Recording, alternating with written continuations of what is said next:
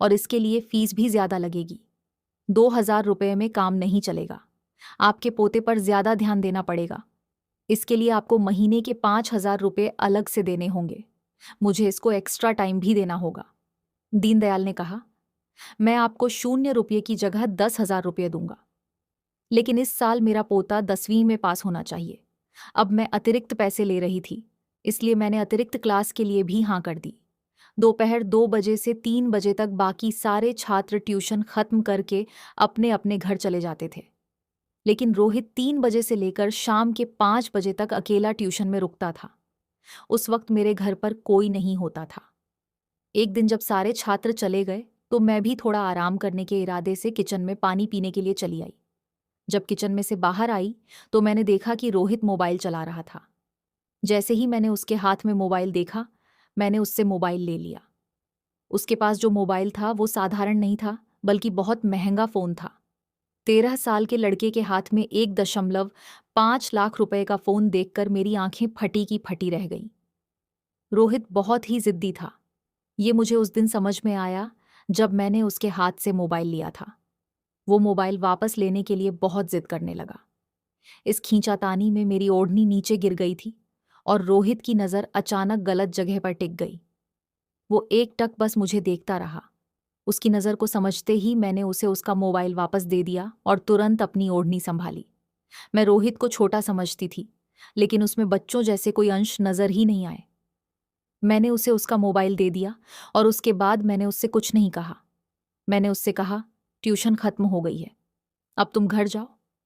तब वो मेरे पास आकर बैठा और बोला, टीचर जी, मुझसे गलती हो गई। ये बोलते बोलते उसने मेरा हाथ अपने हाथ में ले लिया। उसका स्पर्श मुझे किसी बड़े व्यक्ति की तरह महसूस हुआ। वो मेरे पास बैठा था। तभी मेरा पति घर आ गया। मेरे पति ने हमारी ओर ज्यादा ध्यान नहीं दिया, क्योंकि वह रोहित को एक छोटा लड़का समझता था। जब दीपक घर आए तो मैंने उसका उतरा हुआ चेहरा देखा। मैंने रोहित से कहा, मुझे तुमसे कोई नाराजगी नहीं है, अब तुम घर जाओ, ट्यूशन का समय खत्म हो गया है। रोहित ने मेरा हाथ छोड़ा और वह चला गया। मैं अपने कमरे में चली आई और मेरे पति से पूछने लगी, दीपक क्या हुआ है? तुम्हारा चेहरा इतना उतरा हुआ क्यों है? इस पर वे बोले, इस महीने मेरी तनख्वाह कमाई है। उसके उतरे चेहरे को देखकर मैंने उसे अपनी अलमारी में से 10,000 रुपये निकाल के दिए। मैंने उन्हें बताया कि मैं अपने ट्यूशन क्लास से अच्छी कमाई कर रही हूँ। पैसे देते ही दीपक ने मुझे गले से लगा लिया। जब उसने मुझे गले लगाया तो मेरी नज़र कमरे के दरवाजे पर गई, जहां मुझे रोहित दिखा। वो हमारे कमरे में झांक रहा था। उसे देखते ही मैंने कहा, रोहित तुम यहाँ। तब वो दीपक के सामने हिचकिचाता हुआ बोलने लगा। रोहित ने कहा, टीचर जी, मुझे मैथ का एक सवाल समझ में नहीं आ रहा था, इसलिए मैं रुक गया था। तब दीपक फ्रेश होने के लिए बाथरूम में चला गया। मैं रोहित को लेकर बाहर हॉल में आई। बेडरूम में ट्यूशन लेना बहुत मुश्किल होता है, क्योंकि बच्चों की नज़रों में क्या आ जाए ये कहा नहीं जा सकता है। हॉल में आते ही रोहित ने कहा, गणित में कल समझ लूंगा, और फिर वो घर चला गया। अगले दिन रोहित एक्स्ट्रा क्लास के लिए 3 बजे से 5 बजे तक रुका। उसे मैं थोड़ा अभ्यास देकर अपने बेडरूम में चली गई। आज शाम मैंने तय किया था कि मैं अपने लिए एक जोड़ी झुमके खरीदूंगी। यही सोचकर मैंने अलमारी देखी तो वहां केवल 5,000 रुपये थे। पूरे 10,000 रुपये गायब थे। मुझे कुछ समझ में नहीं आया।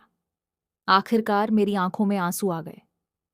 तभी अचानक रोहित वहां आ गया।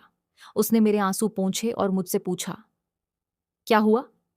मेरी समस्या सुनकर रोहित अपने बैग से 10,000 रुपये लाया और मेरे हाथ में रख दिए। मैंने भावुक होकर उसे गले लगा लिया। हालांकि मैं भावनाओं में बहकर उसे गले लगाया था, लेकिन रोहित ने मुझे कुछ अलग तरीके से पकड़ा था।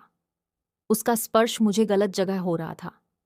जब अचानक मुझे उसका ऐसा स्पर्श महसूस हुआ तो मुझे एहसास हुआ कि रोहित अब छोटा नहीं रहा। मैंने तुरंत उसे अपने से दूर कर दिया।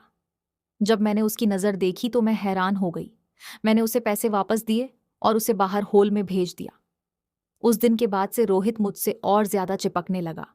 वो मुझसे हंसकर और बात करने लगा था। ऐसे ही दिन बीतते गए। कुछ दिन बाद जब मुझे फिर से पैसों की जरूरत पड़ी, रोहित की धीरे धीरे मैंने उसे अपने प्रेम के जाल में फंसे, क्योंकि मेरे खर्च के लिए वे खुद पैसे मेरे अकाउंट में डालते हैं। दादाजी मुझे 50,000 रुपये पॉकेट मनी देते हैं और पिछले कई सालों से मेरे अकाउंट में काफ़ी पैसा जमा हो चुका है, जिनको मैंने आज तक किसी पर खर्च नहीं किया है और अब मैं तुम पर कर रहा हूं। रोहित का जवाब सुनकर मेरी आंखें फटी की फटी रह गई थीं। यहाँ मुझे महीना भर काम करने पर भी पूरे 0 रुपये नहीं मिलते थे और रोहित की पॉकेट मनी ही 0 रुपये थी।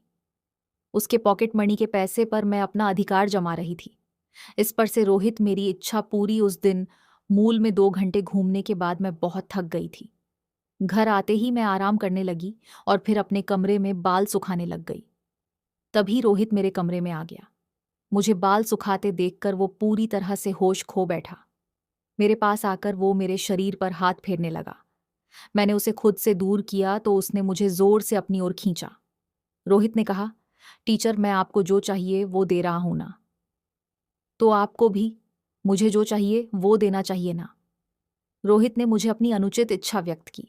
पिछले कुछ दिनों से वह मुझे अनजाने में अजीब ढंग से छूता था और मुझे अजीब तरीके से देखता